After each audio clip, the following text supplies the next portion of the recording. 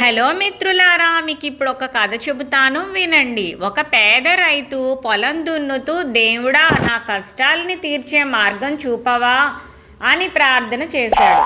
అకస్మాత్తుగా నాగలికి ఏదో తగిలినట్లు అనిపించి చూస్తే చిన్న పెట్టె దొరికింది. అంతలోనే ఆకాశవాణి, ఈ పెట్టెలో నీకు ఒక బంగారు నాణెం దొరుకుతుంది, దాన్ని తీస్తే ఇంకొకటి దొరుకుతుంది, చేయి పెట్టిన ప్రతిసారి ఒకటి తప్పకుండా దొరుకుతుంది, నీకు కావలసినన్ని తీసుకున్నాక ఆ పెట్టిన నదిలో పారేయి. అయితే ఒకటి గుర్తుపెట్టుకో, పెట్టిన నదిలో పడేశాక మాత్రమే నువ్వు డబ్బుని ఖర్చు చేయాలి.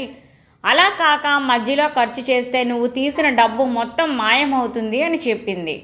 రైతు పరమానందంతో ఆ పెట్టెను ఇంటికి తీసుకెళ్ళి ఆ రాత్రల్లా పెట్టెలో నుంచి బంగారు నాణాలు తీసి ఒక పెద్ద సంచి నింపాడు.